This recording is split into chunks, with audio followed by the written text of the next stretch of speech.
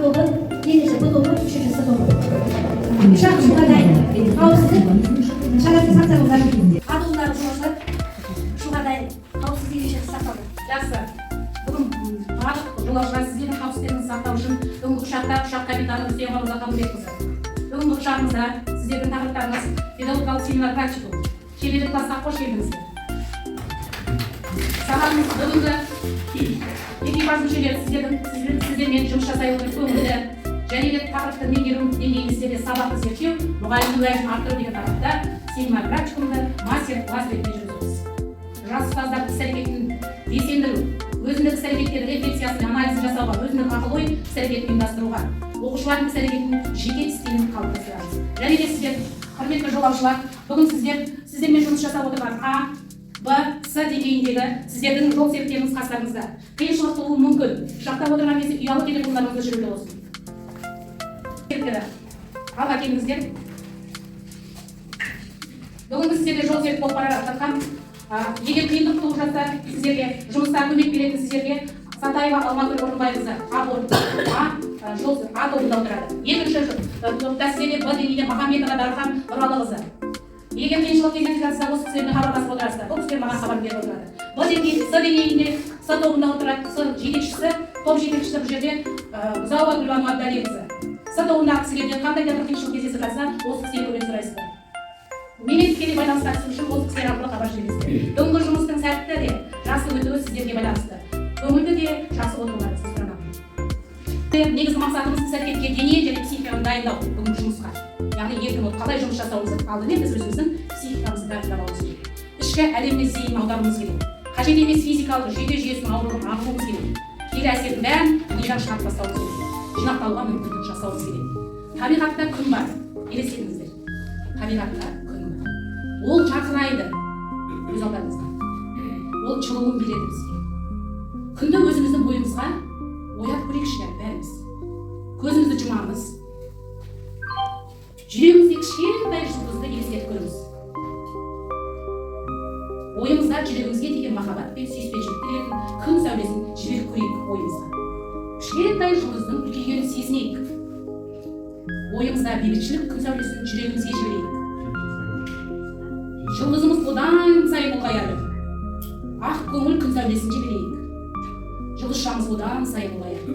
Мен жұлдызшама қарай денсаулық, шаттық, жылу, жарық, нәзіктік, бүгінгі сапарларыңызға деген білімнің құштарлығын жіберемін. Беретін осы сәуленің бәрі сіздің бойыңызға құйылып жатыр. Енді біздің жұлдызымыз аспанға күндей үлкейіп, барлығымызға жылуын береді. Қолдарыңызды екі жаққа жайыңыздар.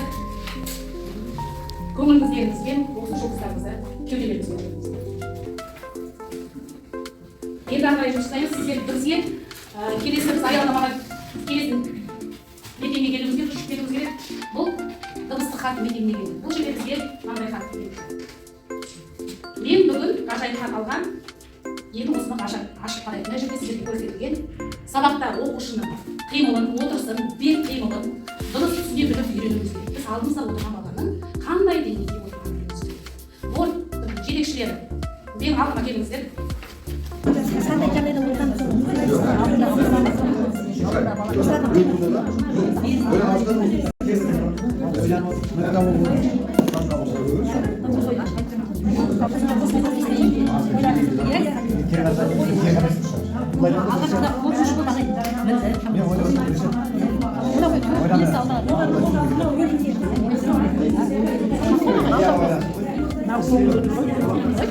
бірдеңені ойлап тұрды, бір жерге барсам ба деп.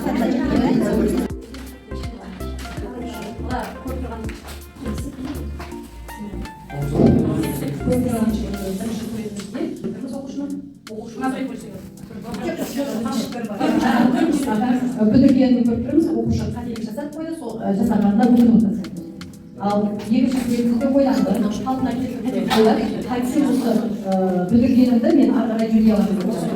Ал үшінші түзеді, қателікті орнына қайтып келтіру үшін өзінің бұзған қателігін қайтадан жөндеп, керек деген қорытындыға келді. Қайтсем осыны жөндейін деген қателік жөндеу үшін қайтып жөндейін өзінің қорытындысына келді. Енді бұдан біз нәтиже көрдік. зерттерді мына жерде мен борт жетекшілерін шақырамын. Бұл кісілер қазір А, Б, С деңгейінде зерттеу жүргіземіз керек. Б деңгейіндегі кісіміз балдашылығы қазір кім жүргізіп жатыр? Дархан жүргізіп жатыр. Ол кісілердің бейнеролигі бар зерттеуде. Соны сіздер көресіздер, өмір тәжірибеңізде пайдаланасыздар. Енді lesson study не істеу керек? Топ құру керек. Сабақты өткізуде біз бақылаймыз. Оқушыны бақылау әдісі жүреді, тәжірибе алмасу жүреді, зерттеу сұрағын таңдау жүреді, топтар құру жүреді. Және де оқушы үні естілетін жүреді. Сабақты өткізу, бақылау міндетті күнде жүріп отырады. Оқушыларды бақылау әдісінің хронологиялық әдісі жүреді. Зерттеу нәтижелерін құжаттар жиналады. Тәжірибе алмасаңыз, және талқылап ревизия жүргіземіз. Ағай, қалай іске асырады?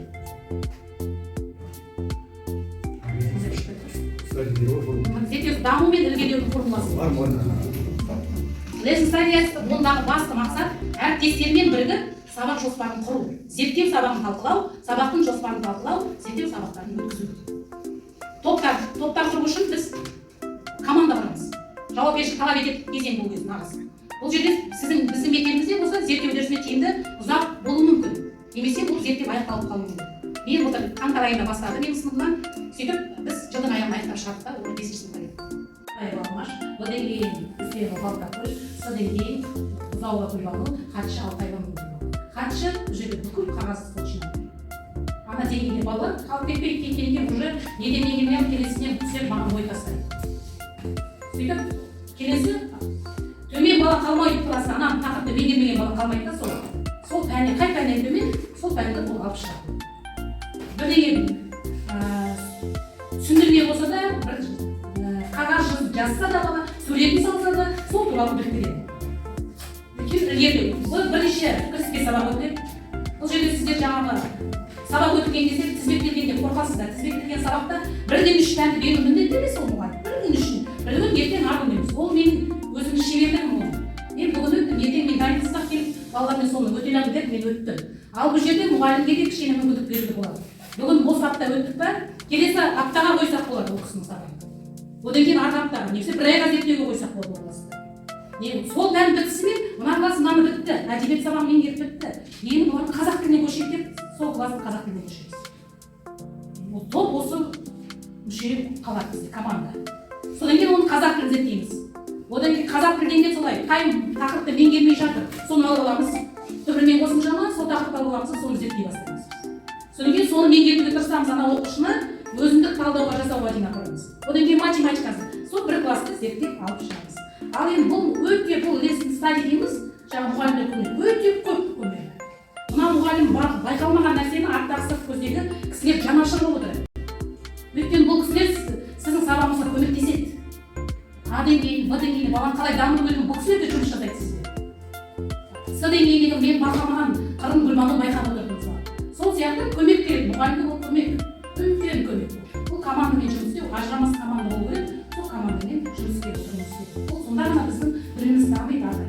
Баланы да ағай біз артта қалдырмаймыз, жоғары көтереміз баланы. Әйтеуір бірдеңені меңгеріп кететіндей, өзінің білім саласы пәні бойынша ештеңе білмегенбіз, біліп кететін жағдай жасаймыз. Командалық бұл lesson study жұмысы өте жақсы қолға қойылған дүние. Осыны біз іске асырсақ, мектебіміздің жұмысын алға ілгерілейді деп ойлаймын. Келесі, жалпы бұл пән бойынша топтарды командалық құруда қағидаларды аласыз. Ал атап шығатынымыз пән бойынша проблемаларды зерттеу. Бір проблема туады ғой сабақ барысында. Соны сол кезде команда құрылады. Сыныпта параллель бойынша, ортақ қызығушылық тілек бойынша, мұғалімдердің әдістемелік бірлестіктері бойынша топ құрылады. Топтың арасында. Ағай, сіздер енді жаңағы жоспарлау барысында қалай жоспарлаймыз сабақты? Топ мүшелердің бірі сабақты өткізеді, басқа топ мүшелері бақылайды, оқушылардың оқуы, олардың ойлауының дамуы, ынтымақтастық жұмыс істеу мақсатында дәрежелер жинайды. Бейнедегінде фотоға түсіріледі бұл жерде. Егер мысалы бір тобындағы кісі келмей қалған жағдайда ол кісі бағаларын зерттеу керек қой. Бейнеге тасқа түсіру керек. Өйткені ол кісі бір себептен болмайды. Сол ол кісі бейнеге тасқа қарап отырып келесі сабаққа командамызға келіп қосылып, менің балам мындай болды, мен келесі жолы мына бала дамытты, баға деңгейге жетті. Бұл балам деген жетті. Басқа баланы қалай мына деңгейдегінде, басқа баланы ауыстыруға да болады. Балам дамыған деген болғанда, С деңгейде бала Б деңгейіне шығып кетсе, мысалы ауыстыруға болады басқа баланы. Өйткені алдан экранда қарап отыр ғой кісілер. Қай бала төмендеп бара жатқан. Осылай жұмыс жасауға болады, сабақта. Әріптестермен келіспей сабаққа болмашы зерттеп ала ма деген сұрақ болады. Көптеген мұғалімдер мысалы келіспеуі мүмкін. Бар ғой, мұғалім мысалы, бұл кісінің берген мақсат. Жоқ, мен өзімнің осы мақсатым, осымен жүремін мүмкін.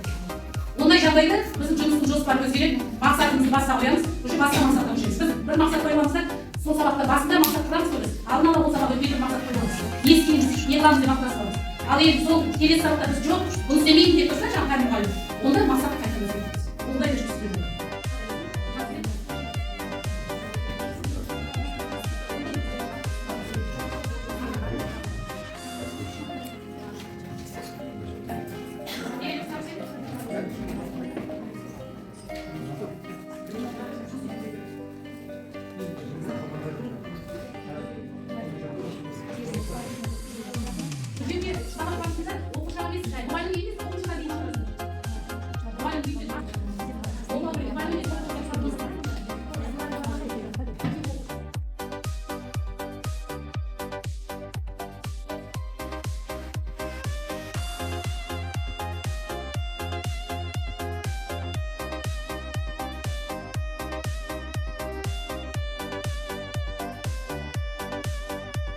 那自己拿着手拿着，我也不。